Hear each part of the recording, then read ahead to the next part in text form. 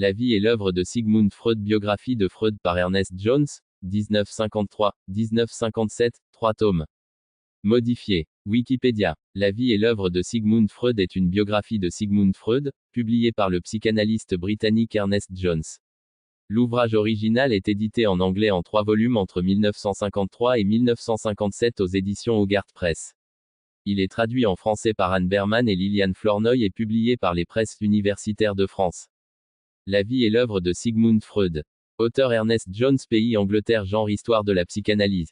Version originale. Langue anglais. Titre The Life and Work of Sigmund Freud. Éditeur Hogarth Press. Lieu de parution Londres. Date de parution 1953 à 1957. Version française. Traducteur Anne Berman, tome 1 et 2. Liliane Flournoy, t. 3. Éditeur PUF Collection Bibliothèque de psychanalyse, Quadrige. Lieu de parution Paris. Cette section est vide, insuffisamment détaillée ou incomplète. Votre aide est la bienvenue. Comment faire? La biographie est organisée en 3 volumes. 1. Le premier tome évoque l'enfance et l'adolescence de Freud, sa vie personnelle et sa découverte progressive de la psychanalyse, jusqu'à l'interprétation des rêves. 1900. 2. Le deuxième tome couvre les années 1901 à 1919, et est consacré à la maturité et à l'œuvre scientifique de Freud, à sa vie personnelle et professionnelle à Vienne 1 et à la fondation du mouvement psychanalytique dont l'auteur est lui. Historique. Description même à la fois un témoin et un protagoniste. 3. Enfin, le troisième tome est partagé en 2 parties, l'une qui évoque la dernière période de la vie de Freud, le cancer à partir de 1923, son travail d'écriture et sa correspondance et sa décision de s'exiler après l'annexion de l'Autriche en 1938, jusqu'à sa mort à Londres en 1939. 1. La seconde partie, plus théorique, porte sur la relation de Freud au domaine artistique, littéraire, ou encore religieux. 4. Jones reçoit l'aide de plusieurs collègues et amis, notamment Siegfried Bernfeld, Marie Bonaparte, James Strachey, Kurt Hessler. 1. Une version abrégée, qui existe uniquement en anglais, est publiée en 1961 par Lionel Trilling et Stephen Marcus. 5. Ernest Jones insiste sur sa volonté d'être objectif dans la rédaction de cette biographie. 1. Tout en reconnaissant qu'il s'efforce de défendre Freud et la psychanalyse à l'égard des attaques dont ils sont la cible. 1. Michael Borch-Jacobsen et Sonu Shamdasani rappellent que Jones n'a pas eu accès aux documents et à la correspondance conservée aux archives Sigmund Freud, auxquelles l'accès était restreint, et que donc, Jones n'a pas pu vérifier un certain nombre de données. 6. Le philosophe Richard Wollheim quant à lui observe que, bien que Jones ait vécu dans le cercle intime de Freud pendant plusieurs décennies, il n'a pu écrire que ce qu'Anna Freud jugeait acceptable. 7. Il se trouve ainsi soumis à des pressions et à un contrôle dans l'usage des matériaux, de la part d'Anna Freud, mais également de ses collègues et amis. 1. Le psychologue Hans Eysenck estime, dans Decline and Fall of the Freudian Empire, 1985, que la biographie de Jones est la plus célèbre, mais il considère qu'elle représente plus une mythologie qu'une histoire, accusant Jones de supprimer des informations qui auraient pu influencer défavorablement sur Freud. 8. L'historien de la psychanalyse Peter Gay estime que la biographie est magnifiquement informée. 9. Et dans sa biographie Freud, une vie, y fait référence comme à la biographie classique de Freud, ajoutant qu'elle contient de nombreux jugements fins, malgré un style sans grâce, et la tendance de Jones à séparer l'homme et l'œuvre. Il relève particulièrement les attaques qui visent Sándor Ferenczi, notamment des allégations sur sa maladie mentale en fin de vie. 10. James Lieberman et Robert Kramer estiment que Jones avait une vision partisane non seulement de Ferenczi, mais également d'Otto Rencontre.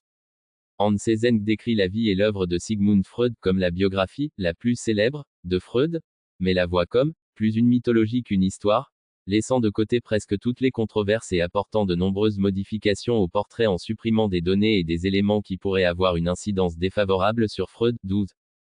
Réception en anglais. The Life and Work of Sigmund Freud. Volume 1. The Formative Years and the Great Discoveries, 1856 à 1900. Volume 2. Years of Maturity, 1901 à 1919. Volume 3. The Last Fa, 1919 à 1939. En français La vie et l'œuvre de Sigmund Freud, PUF, tome 1. Les jeunes années 1856 à 1900, trad. Anne Berman, Col. Quadrige, 453 p. ISBN 978 2130556923. Tome 2. Les années de maturité 1901 à 1919, trad. Anne Berman, Col. Bibliothèque de psychanalyse, 1988, 528 p. ISBN 978 041 481 0. Tome 3. Les dernières années 1919 à 1939, trad. Liliane Flournoy, Col. Bibliothèque de psychanalyse, 1990, 584 p. ISBN 978 2 043 358 3. Cet article est partiellement ou en totalité issu de l'article de Wikipédia en anglais intitulé The Life and Work of Sigmund Freud, lien web GMUND-Freud. Oldid égale 891 754 918, voir la liste des auteurs, lien web org-of-Sigmund-Freud. Action égale history. 1. Steiner 2002, p. 1800. 2. Edwin G. Boring, The Life and Work of Sigmund Freud. Vol. I. The Formative Years and the Great Discoveries, 1856 à 1900.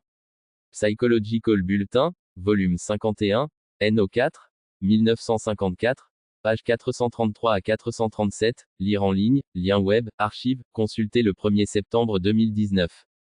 3. Keith Brodman, John Ernest. The Life and Work of Sigmund Freud, volume 2, Years of Maturity, 1901 à 1919. New York, Basic Books, 1955, 512 p. Bulletin of the Medical Library Association, volume 44, NO4, octobre 1956, page 524 à 525, lire en ligne, lien web article, PMC 200069, archive, consulter le 1er septembre 2019. 4. Janice B. Lieberman, The Life and Work of Sigmund Freud, v. 3, The Last Fa, 1919 à 1939. New York, Basic Books, 1957, 537 p. Bulletin of the Medical Library Association, volume 46, NO2, 1958, page 304, lire en ligne, lien web, archive, consulter le 1er septembre 2019. Édition. Référence 5. Ernest Jones, Lionel Trilling et Stephen Marcus, The Life and Work of Sigmund Freud, Londres, Hogarth, 1961, OCLC 477 192 110, lien web. 6. Michael Borch Jacobsen et Sonu Shamdasani, The Freud File, en Inquiry into the History of Psychoanalysis, Cambridge, Cambridge University Press, 2012, p. 285 à 287. 7. Richard Wollheim, Freud, Londres, Fontana Press, 1991, p. XXIXXI. 8. Hans Eysenck, Decline and Fall of the Freudian Empire, Armand Swartz, Penguin Books, 1986, p. 213. 9.